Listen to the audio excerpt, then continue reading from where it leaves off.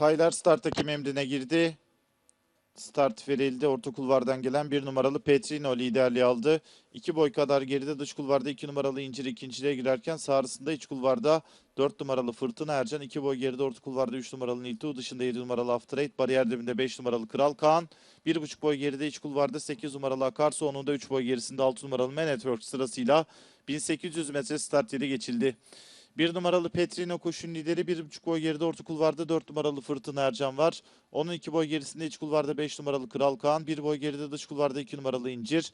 Onun sağrısında dış kulvarda 3 numaralı Niltu, 1 boy geride iç kulvarda 8 numaralı Akarsu. 2 boy kadar geride bariyer dibinde 7 numaralı After Eight, hemen dışında 6 numaralı Man Network sırasıyla 1400 metre start yerini 1 numaralı Petrino 1,5 boyluk farklı önde geçti.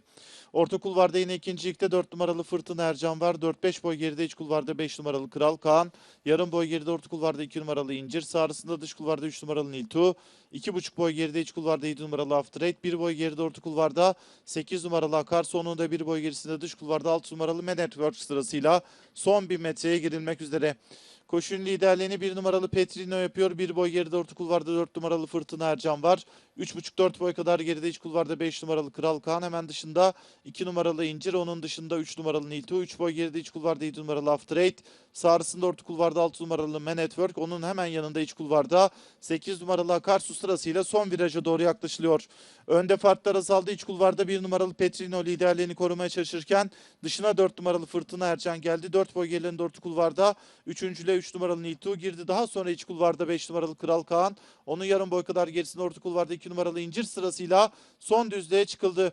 İç kulvarda 1 numaralı Petrino, orta kulvarda 4 numaralı Fırtına Ercan mücadelesi devam ediyor. Dışlarından şimdi 2 numaralı İncir'in atakları var. Fark 2,5 boya kadar çıktı içeride. 1 numaralı Petrino liderliğini korurken dışarıdan Niltu, orta kulvardan 4 numaralı Fırtına Ercan, en dış kulvardan da 6 numaralı Man Network'ün ataklarıyla son 200 metre yaklaşılıyor. 2,5-3 boy kadar içeride 1 numaralı Petrino önde. Dışarıdan Fırtına Ercan, 3 numaralı Niltu, en dış kulvardan 6 numaralı Man Network geliyor. 1 numaralı Petrino önde, dışarıdan 6 numaralı Man Network geliyor. Dış kulvardan 6 numaralı Man Network geliyor. Son hatayla 1 numaralı Petrino'yu yakalıyor.